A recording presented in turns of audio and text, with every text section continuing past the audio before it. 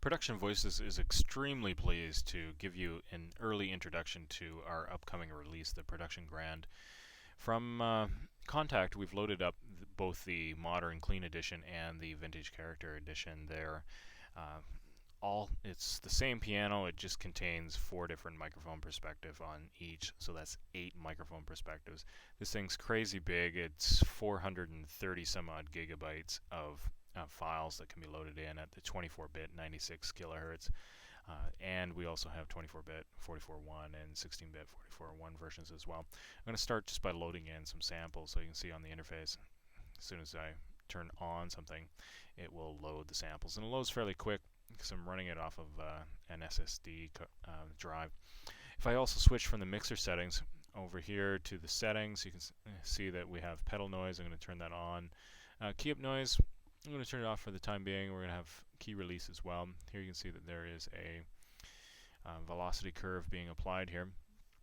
So I might, yeah, that's fine. We'll leave it on for the moment.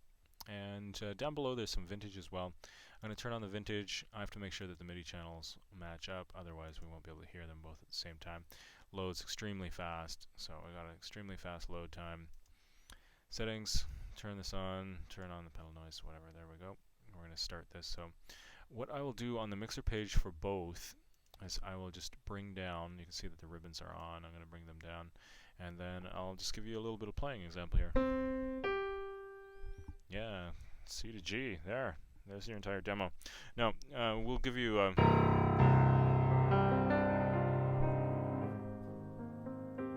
so what you hear is the pedal noise, and I'm going to turn that up for you, does a round robin through several samples, and this is a pedal noise, right, and you can hear it, and it round robins through several piano samples, probably 6 I think for the soft version. If you turn the mod wheel up, you can also get some heavier versions of that, and you can combine the interfaces together. So then here's the sound of the hammer. Okay, and then I'm going to bring up the room mics for the ribbons, bring down the hammer. Here's the sound of just the rooms playing the same thing. Alright, it's a nice room sound.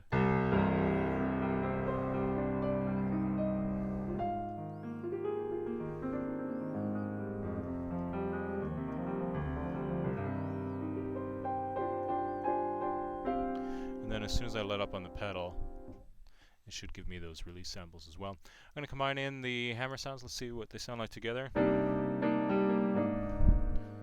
The latency is pretty good. There's no problems being able to play it. So here we go.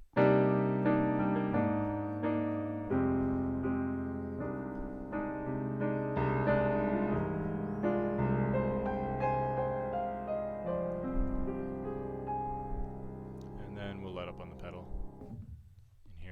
The release samples. You can change all the release samples as well over here. We have some pretty cool things as well. We included the recording noise, the noise print from this. If I turn it up, maybe we'll be able to hear it here. Oh, that's crazy, right? So you're going to bring it down a little bit. And that is for the hammer microphone perspective that's on. Same thing if I go down below to the vintage, turn on the vintage, it's going to be, wow, that's way too much, right? So if you see it says player, whatever, there's the room, and these are quite noisy, right? But if you give them on, they're going to play through the sample. They're going to keep playing that noise in the background. It's just the authentic recording noise. You're going to get a really nice... So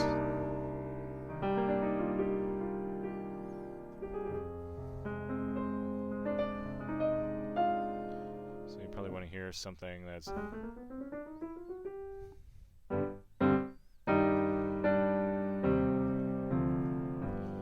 And then let's add in some inside microphone as well. So if I grab the U87s on the inside, they load fairly fast. See how fast they're loading off that solid state drive up above. You can see I'm approaching 1 gig, and my file size, yeah, it looks good.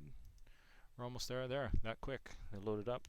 Here, maybe you want to hear them on their own, so I'll just play the microphones themselves. Here's the inside mics, classic U87.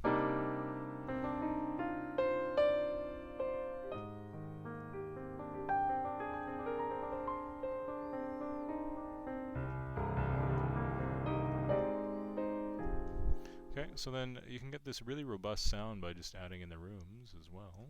There's some rooms.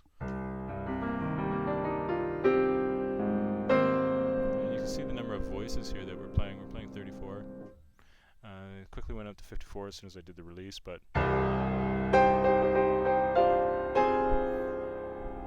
you got to remember this is 24-bit 96 running off an eSATA SSD, solid state hard drive. We have no problems whatsoever with the 2 microphone perspectives. Let's add in 3. No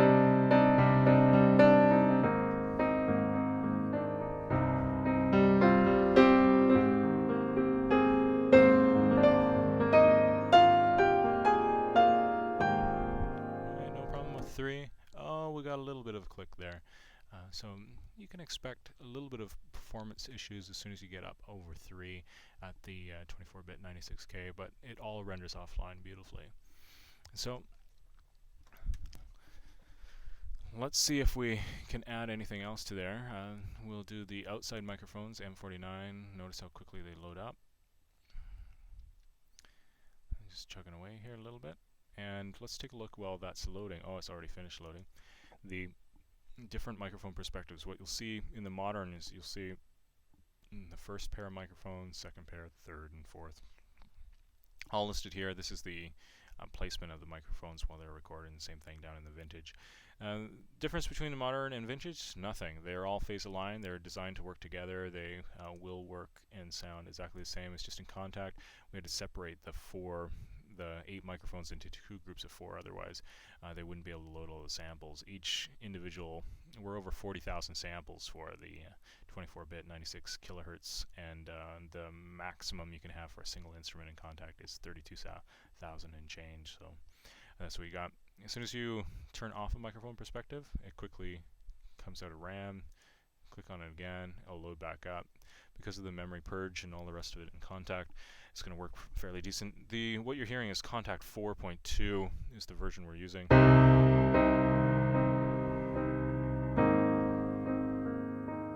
So it sounds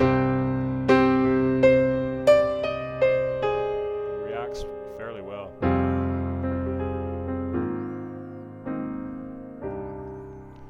So we're fairly excited about this library. We're ecstatic about this library, to be honest with you. And we think that the performance is going to be exceptional, and that most users are just going to be blown away by both the quality and the versatility of the library. So that's your quick little introduction to Production Voices Production Grand.